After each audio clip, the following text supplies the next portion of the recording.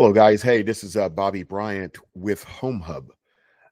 You know what? Yesterday, a lot of exciting news. A lot of exciting news hit the airwaves with ChatGPT and the plugins. And when we start talking about real estate, Zillow being the first real estate company to actually integrate into ChatGPT as they go through an early access stage and phase of that.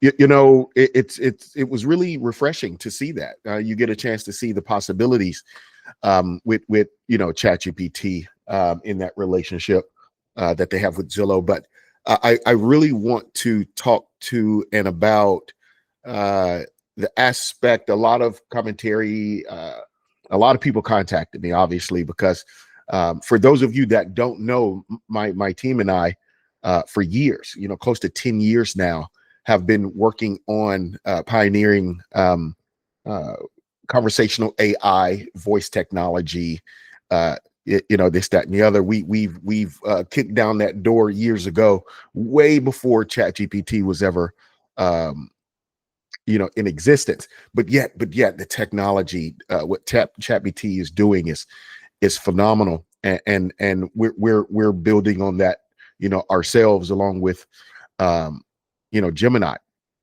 And so when you look at conversational AI, you look at this technology, because a lot of people have asked me, so Bobby, what are your thoughts? What do you think about this? Are you done? I'm like, no, nobody's done. We're at the infancy of what all of this looks like. And I'm of the belief, and I realized this, almost a decade ago, working on this technology, as an early adopter, before anybody ever seen anything like this in the real estate space.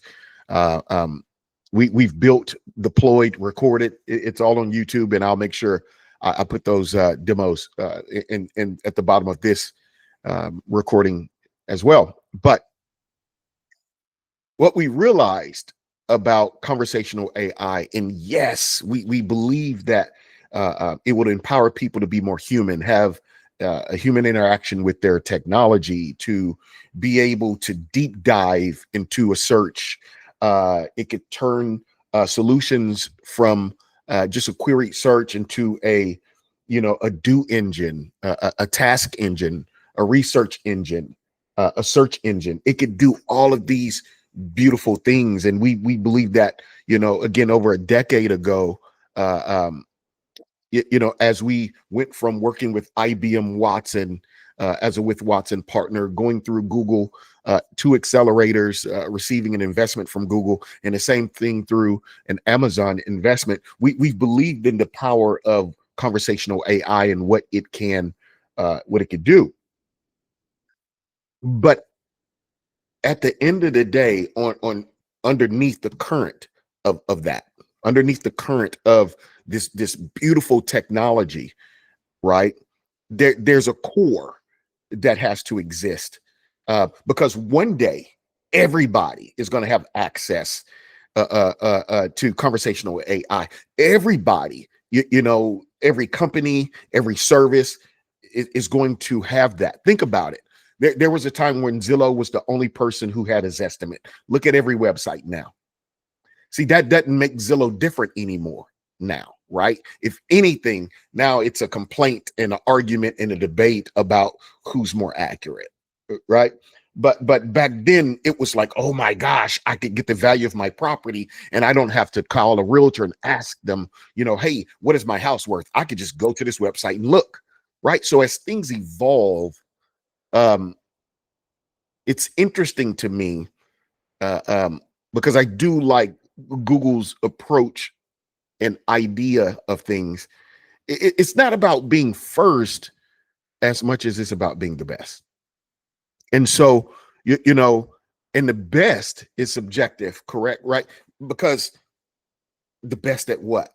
The best in your vertical, the best at functionality, the best at the experience, right? Because once again, the conversational piece becomes a very, very sexy, swanky feature, right? That allows you to access this information. But once you get it, now what? Right? What is it doing? Right? How much is it costing you, if anything? Right? Where is it taking you? Now, if I turn around and have this very, very sexy conversational AI, doesn't matter who it is, ChatGPT, Gemini, Claude, it doesn't matter, right? But then it still leads me to trash. Now, don't read into that, but get my point. But it still leads you to the same old, right? Imagine that, right, in life, right? We got an 8-track. I mean, we're going to go way back in the day. I'm not talking to you youngsters, but we're going to go way back to in the day when you got this big clunky 8-track, and all of a sudden you're told to go to the store, and you do see all this bells and whistles, and streaming Pandora, Spotify, stuff, in Amazon streaming, all this stuff, and then you get there and they say, here's your 8-track, and you're like, no, I want to be able to just do rewind and without hitting a button. I just want to, take it back and hit replay and listen to it, and all the advantages of streaming. But they presented that, and then they handed you an 8-track, right? Underneath the current core product. See, we have to really look at conversational AI and understand not only its power, its benefits, its ability, but we need to know where it's going. Where is it leading you to? Who is it leading you to? Is it leading you to Fred Flintstone, or is it leading you to the Jetsons? Right?